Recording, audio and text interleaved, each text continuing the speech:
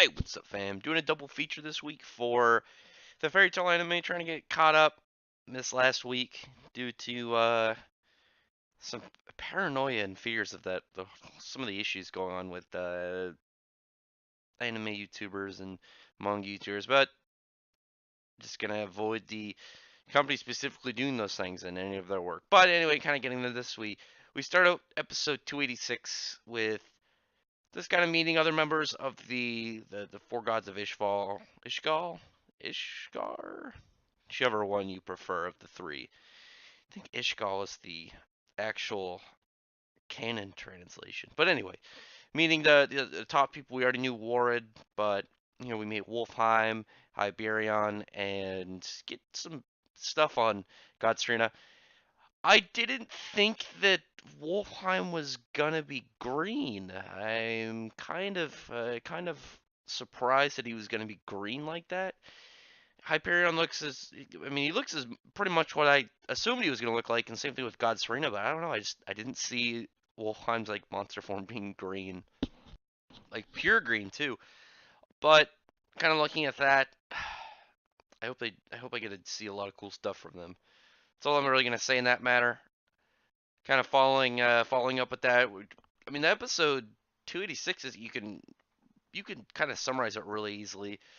You get the stuff with the Wizard Saints, God Serena switching over sides to the Albrecht Empire and joining the Spriggan 12. Gadget was just kind of teasing Levy as they go and look for Laxus.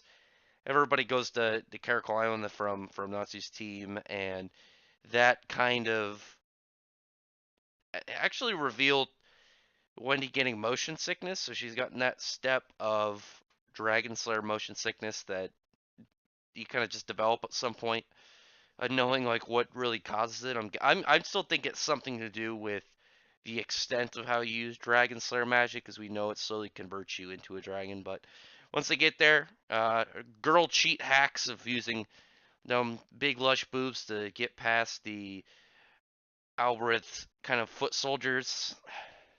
Unfair. One of the most powerful abilities ever is having those big ass nice boobs. But once some little kid kind of getting a little bit too fussy and upset that his dad was taken to custody, one of the soldiers is like threatening to kill him if he doesn't stop and go away. And this part I actually really liked because you get to see Lucy kind of jump into the fray and her go and not just kind of be like stand in the back, but take frontline stage of getting into that little fight, which I thought was pretty cool. An actual skirmish that made sense of like, hey, let's these are random no-name guards. Let's go beat them up and stop them from getting killed. Not like a certain pirate who's like, hey, I'm gonna go attack this guy who's way out of my league, and then oh, I'm surprised I got one shot and I'm in jail. Who would have thought?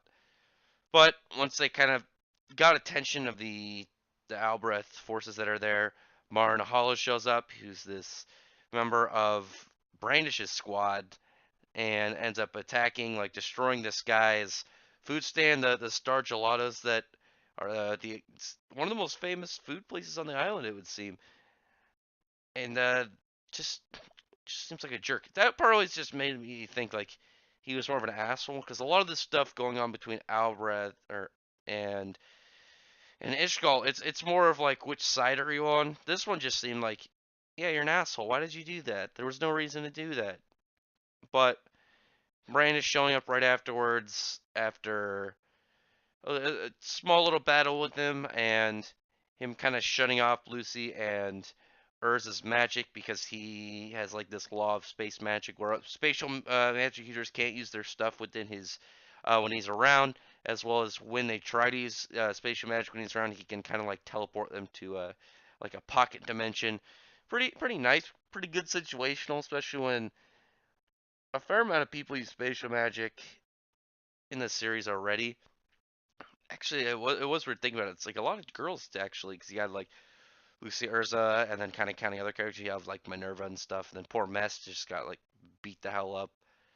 But once that kind of happened, and Brenda showed up, and they're all just talking about how powerful like the magic she gives off is, she actually went there to get the star gelato. That's just was part of like her personal reason being there, and her not getting it made her really sad that it was destroyed, and she's just like, I'm going home. This is stupid. Everything just disappointed me. While Barnes like, we got work and stuff we got to do here. There's a spy, and she's like, I don't care. I don't care. We're leaving. The disappointment is too strong. When he tries to argue with her, she ends up kind of lifting the entire island out of the water. You get that really cool moment from her. She makes Marn give back Urza and Lucy, but in the process of that whole kind of encounter, that's just like, I mean, nothing kind of really that bad happened other than you beat the hell out of one of our guys, and I'm not gonna let that slide. And Marn's like, yeah, you're right. I'll deal with it. Just snaps her fingers. Marn's gone. And the obvious response, Natsu being himself, is like, this bitch just, offed one of her own crew. He's not one to stand by for that. But before they could really do anything, Brynus is like, listen, don't, don't come over here. Just don't. This is a warning. Shrinks the entire island to like the size of a dinner plate, and then is like, well, I'm leaving now. Don't come fuck with us. Leaves. Shortly after, you get Angel showing up. You get a nice little bit from her. I always really liked the members of the Arasion Sace, and I thought it was cool that them becoming part of Crime Sorcery. I'll always enjoy that, and I just think it's nice to see their characters acting more towards normalcy when we know what they're like otherwise, but to see more than just the villain side of them, which I think is pretty nice. I guess now they're at this point they're more anti-heroes, but still I enjoy them. But they're Angel was actually the spy, and she's now taking all of them to Alakatasia to help rescue Makarov, as we know they were going there to do. The view switches over to Makarov, who's playing with a card game with Yagio, who's part of, I've already forgotten his job. I think he's an advisor to quote unquote Emperor Spriggan, because once this Emperor Spriggan shows up, you find out that it's Zareth, mighty black mage, historical, super awesome, evil at the same time, black wizard. I always really like Zareth. You get to see some of the other members of the Spriggan 12. Invul, who I always thought his hair was white. How did I like it's like this icy blue? You can see also Demaria and August, Agile, but I could have sworn Invul's hair was white. I guess I'm wrong. I'm looking up the cover right now that he's on, just trying to remember. But yeah, it's on the cover. It's that blue. I think I just have white ingrained into my head so long that I just assumed, even forgetting it. So I think some of the colors I forget about. Other Nineheart, I remember his. It's because his colors are so freaking weird. If you ever looked at what Nineheart's official color scheme is, just look at the volume cover he's on.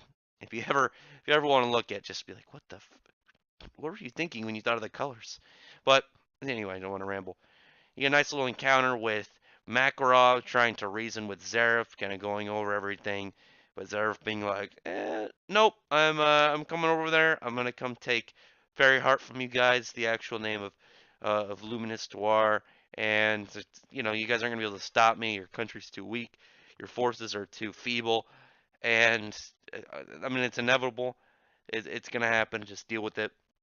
But once he was getting ready to kind of seal in the deal by killing Makarov, and he's like, well, if I do this, not only will it get everything going, but Natsu will be probably really furious, and hopefully furious enough to destroy him, because what we know about Zareth and Natsu, we already learned about this point that he had created him to destroy him, which he needs that kind of triggering of him, the triggering of events to hopefully get what he wanted at the same time. I'd always really liked the aspect of Zareth, that even though he's trying to do something, he's also trying to he's trying to get this whole plan together with Fairy Heart and taking it and using it, but at the same time still like, well, I still want my other plans to go through. Where's my demon that could destroy me? He's got he's got backups just in case. He's trying to accomplish multiple things at the same time. So that's it for this double feature. We got a lot of really cool displays of the new characters. If you're an anime only fan, like I said, I try not to. I try really hard not to accidentally spoil stuff for anybody who ends up coming and watching this review and is just an anime fan. Doesn't read the manga.